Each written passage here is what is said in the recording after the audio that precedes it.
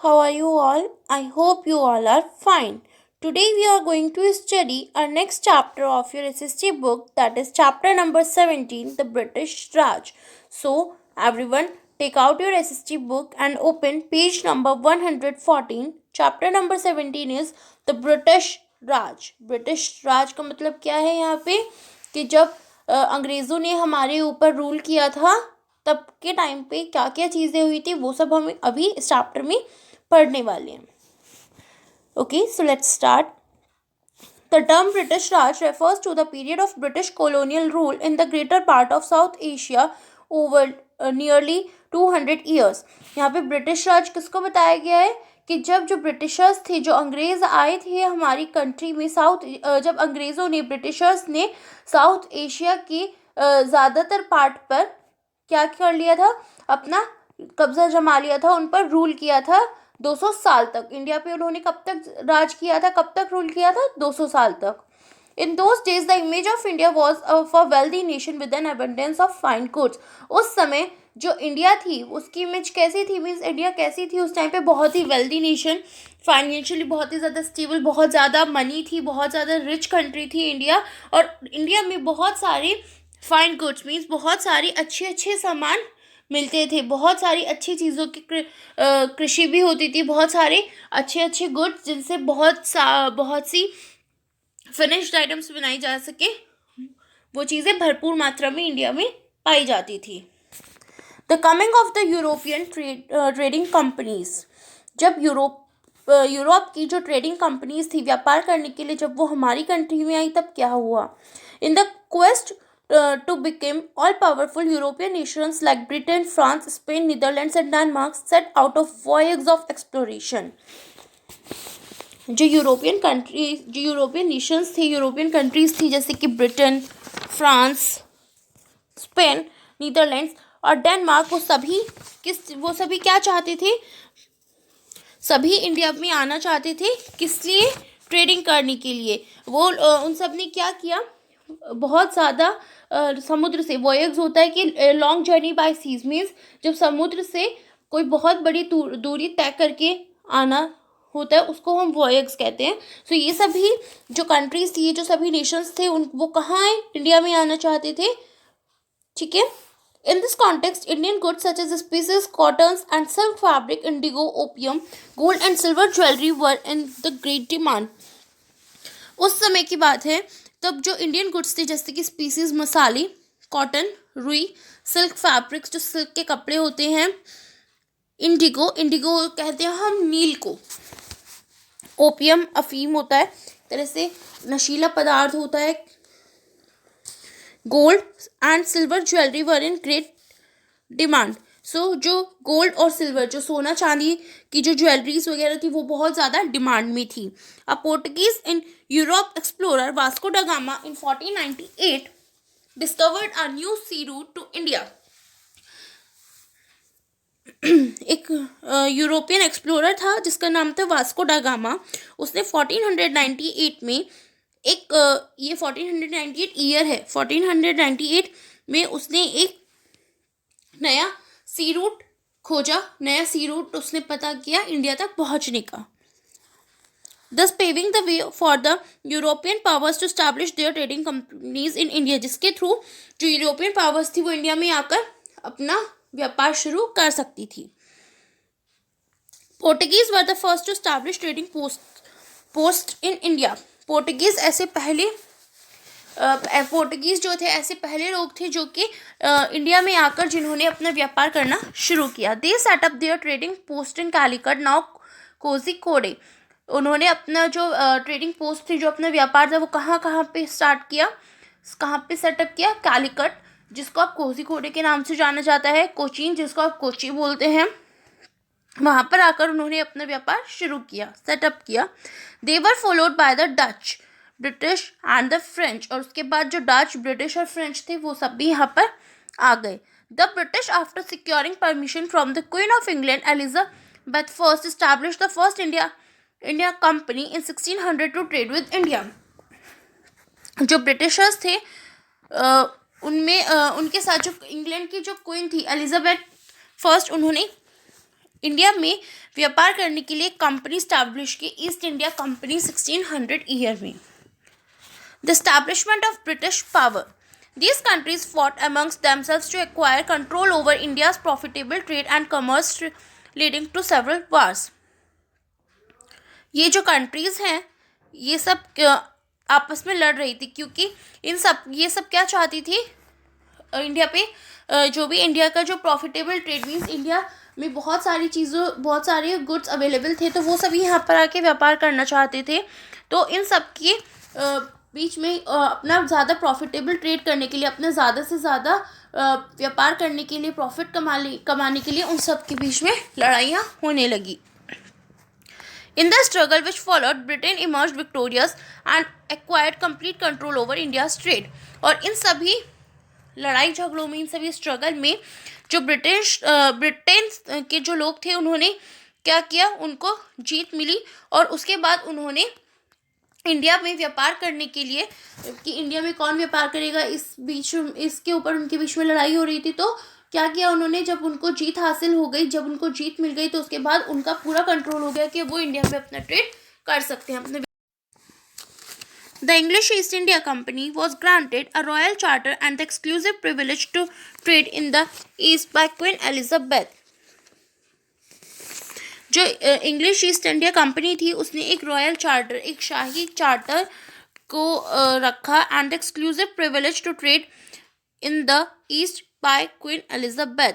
और उन्होंने में सारी फैसिलिटीज़ इस तरह की रेडी की जिससे कि वो इजीली यहाँ पर आके अपनी जो कंपनी है उसको चला सकें और यहाँ पर और ज़्यादा ट्रेड कर सके, इसीलिए उन्होंने वहाँ के लिए एक रॉयल चार्टर रखा।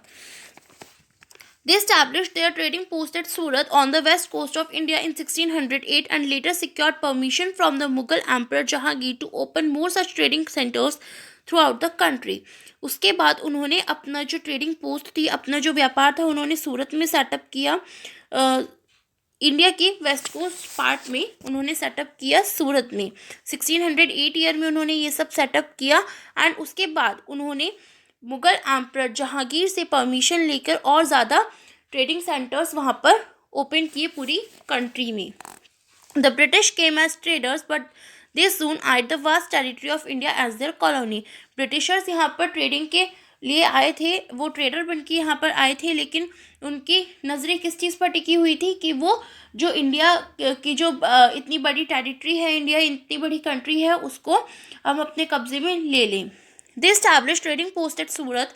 उन्होंने जो अपनी ट्रेडिंग पोस्ट थी, जो अपना व्यापार था, कहाँ कहाँ पर इस्टेब्लिश किया? Surat, Broach, Ahmedabad, Agra and mostly Patnam, Fort William at Calicut now Kolkata, Fort George at Madras now Chennai and Bombay now Mumbai castle were the 3 fortified buildings. ये ऐसी 3 fortified बिल्डिंग्स हैं जहाँ पर उन्होंने अपना व्यापार सेटअप किया। The French also established their trading post in Chandernagore in Bangalore and Pondicherry now Puducherry। जो फ्रेंच के जो लोग थे वो उन्होंने भी यहाँ पर अपना जो व्यापार था वो सेटअप किया था, जैसे कि बंगाल के चंद्रनागौर में और पौंडीचेरी, जिसको पुडुचेरी कहा जाता है, वहाँ पर। Soon the British and French became great rivals and fought several wars to establish their colonies in India। लेकिन उसके बाद क्या हुआ, जो ब्रिटिशर्स थे और जो फ्रेंच थे वो एक दूसरे के राइवल्स बन गए, एक दूसरे के दुश्मन बन गए और उसके बाद उनके बीच में बहुत से युद्ध हुए जिससे कि ये तय हो सके कि यहाँ पर कौन रहेगा, इंडिया के अंदर कौन अपनी ट्रेडिंग पोस्ट इस्टेब्लिश करेगा। द बैटल ऑफ प्लासी, ये युद्ध हुआ था। After the disintegration of the Mughal Empire, India was divided into a large number of small states. Disintegration means होता है सेपरेट होना। तो मुगल एम्पायर के सेपरेट होने के बाद क्या हुआ था, उनके डिसइंटीग्रेशन के बाद क्या हुआ था, इंडिया बहुत सारे छोटे छोटे स्टेट्स में डिवाइड हो गई। The British took advantage of the unsteady state of political affairs and supported the Indian rulers on opposite sides to gradually increase their control over India। Britishers ने इस बात की बहुत ज़्यादा उन्होंने एडवांटेज लिया, उस बात का बहुत ज़्यादा फ़ायदा उठाया कि जो इंडियन रूलर्स थे उनके बीच में पॉलिटिकल चीज़ों को लेके, राजनीतिक चीज़ों को लेके उनके बीच में बहस हो जाती थी, तो उन्होंने इस चीज़ का बहुत ज़्यादा फ़ायदा उठाया और जो अपोजिट साइड थी जो इंडियन रूलर्स थे उनको सपोर्ट करते थे उनके अपोजिट साइड के अगेंस्ट, सो जिससे कि वो अपना कंट्रोल यहाँ पर इंडिया पर बढ़ा सकें। The battle of Plassey in 1757 paved the way for British mastery over Bengal.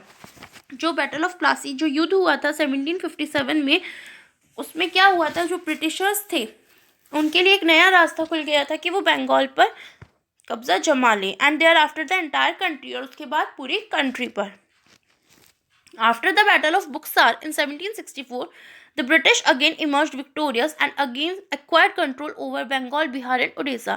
उसके बाद बैटल ऑफ बुक्सार हुआ था, ये युद्ध हुआ था 1764 में। उसके बाद जो ब्रिटिशर्स थे उन्होंने दोबारा से जीत हासिल की और उन्होंने कौन कौन सी स्टेट्स पर कब्जा जमा लिया था, वेस्ट बंगाल, बिहार एंड ओडिशा पर। Thereafter, the British acquired control over India through policies such as the Subsidiary Alliance and the Doctrine of Lapse।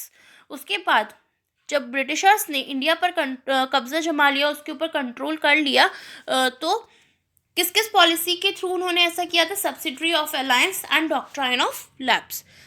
अभी इन पॉलिसीज में क्या है, the subsidiary alliance introduced by Lord Wellesley. जो सब्सिडरी अलायंस जो policy थी वो किसने इंट्रोड्यूस की थी, लॉर्ड वेलेस्ली ने। Stated that Indian rulers would have to maintain a permanent British army in their kingdom and pay for its maintenance. उन्होंने इसमें क्या बोला था, इस पॉलिसी के अंदर उन्होंने ये बोला था कि जो इंडियन रूलर्स हैं, जो इंडिया के जो राजा हैं, जो रूलर्स हैं इंडिया के, उन्हें क्या करना होगा, उन्हें अपने किंगडम में ब्रिटिश आर्मी को परमानेंटली रखना होगा। मीन्स ब्रिटिश आर्मी परमानेंटली उनके किंगडम में रहेगी और इसके बदले में उनको क्या करना होगा, मीन्स मनी पे करनी होगी, मेंटेनेंस पे करनी होगी। Lord Dalhousie introduce the doctrine of lapse. और डॉक्ट्राइन ऑफ लैप्स किसने इंट्रोड्यूस किया था, लॉर्ड डलहौसी ने। According to which the British could take over control of any Indian state if the king did not have a natural born heir. इस policy के under क्या था कि Britishers ने उनको ये बोला था कि जो अगर किसी भी इंडियन कि जो ब्रिटिशर्स हैं वो किसी भी इंडियन स्टेट पर अपना कब्जा जमा सकते हैं, उसको अपने कंट्रोल में ले सकते हैं, अगर वहाँ की जो राजा हैं उनका नेचुरल बॉर्न हायर, मीन्स उनका खुद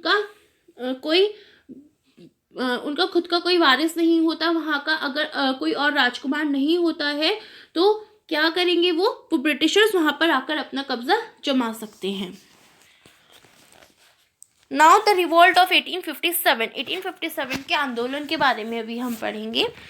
the revolt of 1857 also known as sepoy mutiny.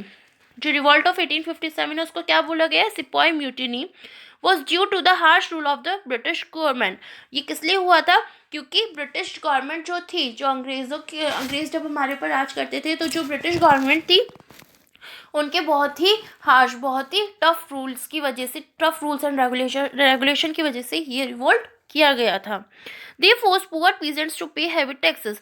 वो जो गरीब लोग होते थे, गरीब जो पीजेंट्स होते थे, जो अच्छे सही से पे नहीं कर सकते थे, उनको फोर्स करते थे कि वो बहुत भारी जो बहुत ज़्यादा टैक्सेस हैं वो पे करें। The Indian rulers were also dissatisfied with the British rule. और जो इंडियन रूलर्स थे, जो वहाँ के राजा थे, वो भी ब्रिटिशर्स के रूल से सेटिस्फाई नहीं थे। Famines were common. The immediate cause of the revolt was the introduction of the Enfield rifle, which was disliked by the Indian soldiers in the British Army। और इसका एक मेन कारण क्या भी था इस रिवोल्ट का, कि जब एनफील्ड राइफल का इंट्रोडक्शन उन्होंने किया था, मीन्स जब एनफील्ड राइफल उन्होंने इंट्रोड्यूस की थी, तो बहुत सारे इंडियन सोल्जर्स ऐसे थे, ब्रिटिश आर्मी में बहुत सारे इंडियन रूलर्स ऐसे थे जो कि इसको पसंद नहीं करते थे। The cartridge of the rifle was greased with the fat of pigs and cow and had to be bitten off before it could be used. जो राइफल की जो कार्ट्रिज होती है, एक जो केस होता है राइफल का, जो हमारी गन का जो केस होता है, जिसको होल्ड करते हैं हम, जिसको पकड़ते हैं, वो किससे बनाया गया था, fat of pigs and cows, mean सुअर और जो पिग्स होते हैं, जो सुअर होते हैं और जो गाय होती हैं, उनकी चर्बी से बनाया गया था। और उनको यूज़ करने से पहले बहुत अच्छे से मीन्स क्या करते थे, उससे बहुत अच्छे से बिट बिट करते थे, मीन्स एक तरह से पीटते थे उसको।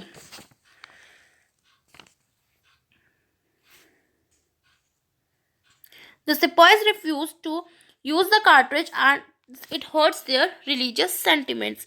सिपाही वो लोग होते हैं जो इंडियन लोग होते हैं, जो बाहर की यूरोप की या यूरोपियन आर्म फोर्स में या ब्रिटिशर्स के जो फोर्स में जो लोग काम कर रहे थे एज अ सोल्जर, उनको सिपाही बोला जाता है। तो जो सिपाहीज थे उन्होंने मना कर दिया था। रिफ्यूज मीन्स होता है मना करना। जो सिपाहीज थे उन्होंने मना कर दिया था कि हम इस कार्ट्रिज का यूज़ नहीं करेंगे क्योंकि ये हमारे रिलीजियस सेंटिमेंट्स मीन्स हमारे धर्म के खिलाफ है, इससे हमारे धर्म को ठेस पहुंचती है।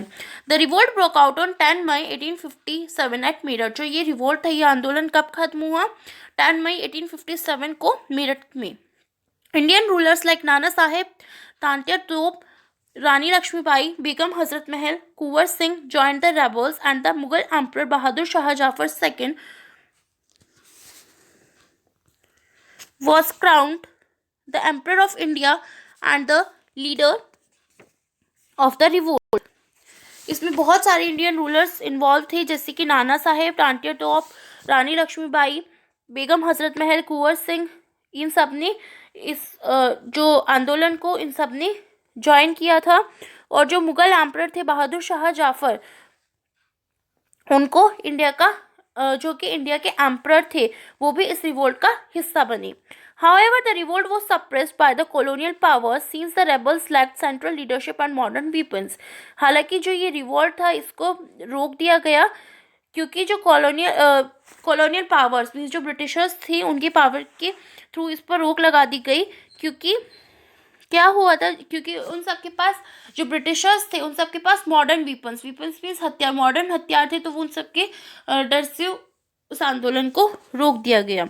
The colonial rulers were better organized an army with highly sophisticated weapons.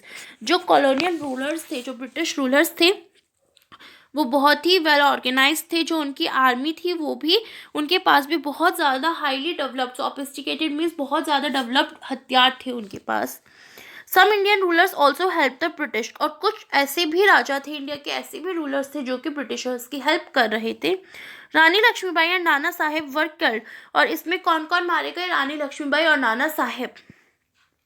Bahadur Shah Zafar was captured and exiled to Burma, now Myanmar.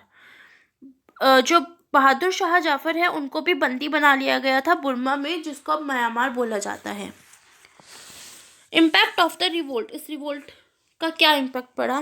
The revolt of 1857 had a profound impact on Indian history. It is seen as the first great struggle for freedom by the people of India, paving the way for the rise of national movement. जो revolt of 1857 था, ये पहला ऐसा बड़ा struggle था जो कि लोगों ने अपनी आज़ादी के लिए लड़ा था, और जिससे कि किस चीज़ के रास्ते खुल गए? नेशनल मूवमेंट होने के। जो नेशनल आंदोलन जो हुआ, जो नेशनल मूवमेंट थे, नेशनल मूवमेंट की हमें आज़ादी चाहिए, उसका रास्ता खुल गया। As a consequence of the revolt the rule of East India Company came to an end. जो ईस्ट इंडिया कंपनी थी इस आंदोलन के बाद वो अब बंद होने वाली थी, and India was brought under the rule of the British crown. और इंडिया भी जो ब्रिटिशर्स थे उनके अंडर ही रूल कर रहे थे। Queen Victoria was declared to the empress of India. जो क्वीन विक्टोरिया थी उनको अब इंडिया की एम्प्रेस बोला गया था। Changes were introduced in administration. उसके बाद बहुत सारे चेंजेस आए, बहुत सारे रूल्स रेगुलेशंस आए। पब्लिक सर्विसेज में ऑर्गेनाइजेशन ऑफ द आर्मी की, आर्मी कैसी होगी वहाँ पर उसमें, and relations with princely states, और बाकी सभी स्टेट्स के साथ रिलेशंस में बहुत सारे चेंजेस आए। A viceroy was appointed as the representative of the British crown to govern India. उसके बाद क्या हुआ? एक वाइसरॉय अपॉइंट किया गया, ब्रिटिश क्राउन के अंडर एक वाइसरॉय अपॉइंट किया, जिसमें कि जो कि इंडिया को अब लीड करेगा, उनको गवर्न करेगा। पहले वाइसरॉय कौन बने थे इंडिया के? Lord Canning. सो अभी हमने इस चैप्टर में क्या क्या पढ़ा कि कैसे कैसे चीज़ें हुई जब हमारी कंट्री में ब्रिटिश राज था। सबसे पहले लोग यहाँ पे ट्रेडिंग करने के लिए आए, अलग अलग कंट्रीज यहाँ पे ट्रेडिंग करने के लिए आई, उन सब के बीच में लड़ाई झगड़े हुए। आफ्टर दैट क्या हुआ कि जब ब्रिटिशर्स को यहाँ पे पूरा कंट्रोल मिल गया था कि वो अब यहाँ पर आकर अच्छे से अपना क्या कर सकते हैं, ट्रेडिंग कर सकते हैं। धीरे धीरे उन्होंने इंडिया को अपने कंट्रोल में लेना शुरू किया। एंड जब फ्रेंच के लोग यहाँ पर आने लगे अपना ट्रेडिंग करने के लिए, तो उनके बीच में भी जब युद्ध हुआ तो ब्रिटिशर्स जीत गए। उसके बाद यहाँ पर 2 युद्ध हुए, battle of Plassey and battle of Buxar, ठीक है। और उसके बाद यहाँ पर रिवोल्ट हुआ 1857 में। अभी हम एक बार और ब्रीफ में इस चैप्टर को पढ़ लेते हैं। Vasco da Gama, a Portuguese explorer, discovered a new sea route to India in 1498। Vasco da Gama थे एक पोर्टुगीज एक्सप्लोरर थे, जिन्होंने एक नया रास्ता ढूंढा था इंडिया में आने का 1498 में। The Portuguese establish the first trading post in India. जो पोर्टुगीज थे वो पहले ऐसे लोग थे जिन्होंने इंडिया में आकर व्यापार करना शुरू किया, कैलिकट और कोचीन में। They were followed by the Dutch. उसके बाद डच, इंग्लिश और फ्रेंच भी यहाँ पर आ गए। The British establish the east India company in 1600। जो ब्रिटिशर्स थे उन्होंने ईस्ट इंडिया कंपनी कब यहाँ पे इस्टेब्लिश की थी, 1600 में। The battle of Plassey in 1757 and the battle of Buxar in 1764 paved the way for the gradual control of the British over India. जो दोनों युद्ध हुए थे, बैटल ऑफ प्लासी 1757 में और बैटल ऑफ बुक्सार 1764 में, इन्होंने किस चीज़ का रास्ता खोज निकाला कि जिससे कि ब्रिटिशर्स पूरे इंडिया पर राज कर सके। The revolt of 1857 is also known as the sepoy mutiny. और जो रिवोल्ट ऑफ 1857 था, जो आंदोलन हुआ था, उसको क्या नाम दिया गया है, sepoy mutiny. Okay, now I hope आपको ये चैप्टर अच्छे से समझ आया होगा। So please read the chapter carefully and watch the video carefully. Okay, thank you. Bye bye.